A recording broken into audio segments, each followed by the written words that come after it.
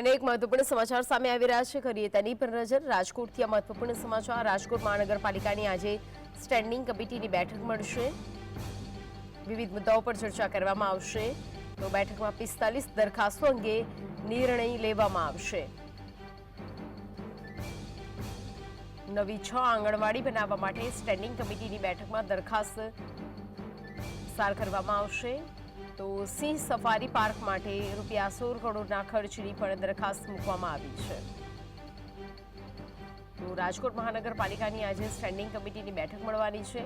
આ બેઠકમાં વિવિધ મુદ્દાઓ પર ચર્ચા વિચારણા કરવામાં આવશે। 45 જેટલી જે દરખાસ્તો છે તે અંગે બેઠકમાં નિર્ણય લેવામાં આવશે। તો નવી 6 આંગણવાડી બનાવવા માટે સ્ટેન્ડિંગ કમિટીની બેઠકમાં દરખાસ્ત મૂકવામાં આવશે।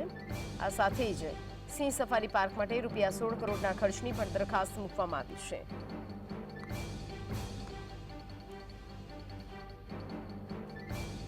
તો વિવિધ મુદ્દાઓ પર સ્ટેન્ડિંગ કમિટીની બેઠકમાં ચર્ચા વિચારણા કરવામાં આવશે અને અલગ અલગ 45 દરખાસ્તો અંગે ચર્ચા વિચારણા કર્યા બાદ નિર્ણય લેવામાં આવશે।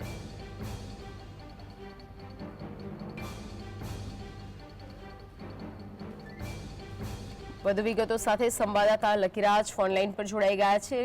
લકી, આજે બેઠક મળવાની છે કમિટીની અને એમાં અલગ અલગ 45 જેટલી દરખાસ્તો પર ચર્ચા વિચારણા અને નિર્ણય લેવામાં આવનાર છે। મહત્વના કયા મુદ્દાઓ રહેશે? આપને જણાવ્યું કે રાજકોટ સ્ટેન્ડિંગ કમિટીની બેઠક છે તે મળી છે અને બીજા તેમાં 45 જેટલી દરખાસ્તો છે તેને મંજૂરી આપવામાં આવી છે। આશરે 1 અબજ 19 કરોડના જે વિકાસ કાર્યોને મંજૂરી આપવામાં આવી છે, જેમાં રાજકોટને નવું લાયન સફારી મળવા જઈ રહ્યું છે। જી,